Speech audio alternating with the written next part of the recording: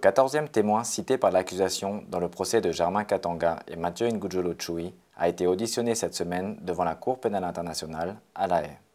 Le témoin 280 a commencé sa déposition le 14 juin 2010 devant la Chambre de première instance 2, composée des juges Bruno Cotte, juge président, Fatoumata Dembélé Diarra et Christine Van den Winkert. Le témoin fait l'objet de mesures de protection, telles que recommandées par l'unité de protection des victimes et des témoins de la Cour, compte tenu de sa vulnérabilité et de son jeune âge. Interrogé par le bureau du procureur, il a témoigné sous couvert d'anonymat au sujet des événements survenus à Bogoro, dans le district de Litouri, pendant la période de l'attaque de février 2003. Il a déclaré avoir participé à l'attaque en tant qu'enfant soldat parmi les troupes du FNI, après avoir été enlevé et enrôlé par le commandant Kouté dans une milice basée à Lagoura. Répondant aux questions de maître Lucio Garcia, substitut du procureur, le témoin a décrit la formation militaire qu'il aurait suivie au camp de Lagoura. En quoi consistait la formation que vous avez suivie? Savoir tirer une arme et également connaître le plan d'entrée pour attaquer l'ennemi. Est-ce qu'il y avait des techniques particulières ou des stratégies particulières que vous avez apprises durant la formation? Pour connaître la technique, il fallait que vous soyez avec moi sur terrain de combat. En ce moment-là, vous sauriez quelle technique j'ai appris. Parce que ici même, je ne saurais pas vous dire. Il est important de vous montrer la technique sur le terrain. Je vous dirai comme ça, comme ceci ou comme cela. Mais ici sur place, il ne m'est pas possible de vous donner la technique. Je comprends qu'on n'est pas sur le terrain, mais est-ce que vous êtes en mesure de nous décrire quelle était cette technique, afin qu'on puisse comprendre? Je vous dis ceci. La technique consistait à battre l'ennemi. Vous venez, vous battez l'ennemi. Voilà, c'est ça ma réponse. À l'issue de la formation, le témoin aurait été nommé dans la police militaire du camp. Il a expliqué à la Chambre en quoi consistaient ses fonctions.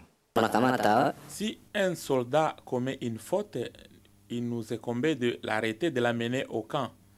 Et la personne qui était chargée, notre tâche consistait à arrêter la personne et la mettre au cachot. Et le lendemain, cette personne comparaissait devant nos responsables comme le commandant Kouté ou son adjoint à son absence. Monsieur le témoin, en ce qui concerne cette police militaire dans laquelle vous œuvriez alors que vous étiez dans le camp Lagoura, vous nous avez dit qu'il y avait des personnes de votre âge, moins âgées que vous, entre autres. Est-ce que vous êtes en mesure de nous dire pourquoi on choisissait des gens jeunes comme vous ou encore plus jeunes pour faire ce genre de travail de police militaire? Cela ne signifie pas qu'ils choisissaient à cause de l'âge, qu'on soit grand ou petit. Cela se faisait selon la chance. Si on veut vous mettre dans la police militaire, eh bien, on vous y met. Et puis, nous, les petits, on ne pouvait pas penser quand on nous envoie pour aller vous prendre, eh bien, j'y vais, je n'ai pas le temps de raisonner. S'il y a un problème, je tire sur vous. Si vous faites une erreur, je tire sur vous parce que je sais que je suis petit, je n'ai pas de force. Donc, tout ce que je peux faire, c'est tirer sur vous et je vous tue. Le témoin a par ailleurs apporté des précisions sur la milice dont il aurait fait partie. Vous avez dit qu'avant de distribuer des armes, il y avait un supérieur qui était au-dessus de vous tous. Qui était ce supérieur qui était au-dessus de vous tous, au-dessus de vous, de Kouté, de tout le monde qui se trouvait à Lagoura, au camp Lagoura? Il y avait M. Ngudjolo. Lui, il était le numéro 1, le chef à nous tous. Vous nous avez parlé du fait qu'on vous a enseigné comment entourer l'ennemi. C'était qui l'ennemi? L'UPC. Notre ennemi c'était l'UPC ainsi que les militaires du chef Kawa. S'agissant de sa participation à l'attaque de Bogoro, le témoin a notamment affirmé avoir attaqué des personnes civiles et militaires et avoir commis des pillages dans les maisons du village. Nous avons commencé à attaquer les soldats et à les repousser. Nous avons fini. Lorsque nous étions en train de tuer les soldats, nous étions également en train de brûler des maisons. Et d'autres éléments parmi nous allaient pour récupérer des vaches. Parce que nous étions partagés en plusieurs groupes. Certains attaquaient et d'autres ils allaient récupérer des vaches dans des étables. En ce qui concerne les personnes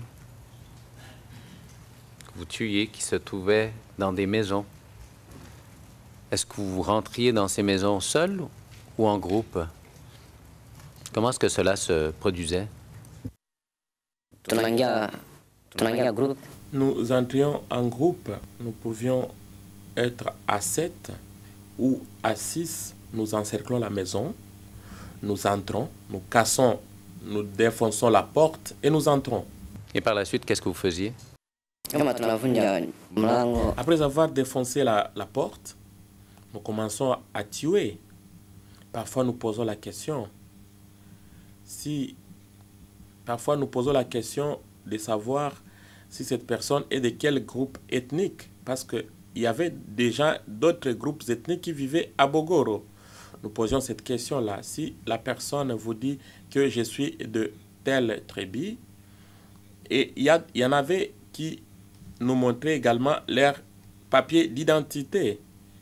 Et si moi, il m'est arrivé d'épargner la vie à certaines personnes, nous sommes entrés dans une maison, nous étions à 6 et nous avons épargné la vie à 2 personnes qui étaient de notre groupe ethnique. Mais nous avons tué d'autres qui étaient avec eux. Vous avez parlé du fait qu'il était facile de les reconnaître avec leur physionomie. Est-ce que vous aviez d'autres moyens de savoir qui était d'origine Emma ou Guéguerre? Ouais. Oui.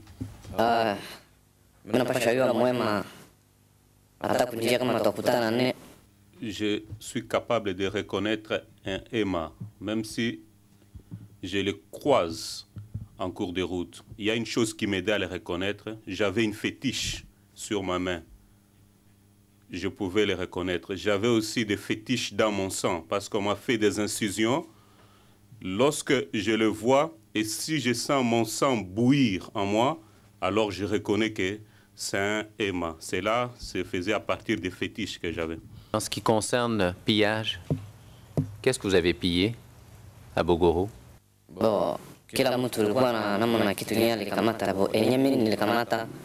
Chacun a pillé à sa façon. Moi, personnellement, j'ai pillé à Bogoro les biens suivants. Une grande radio, un panneau solaire.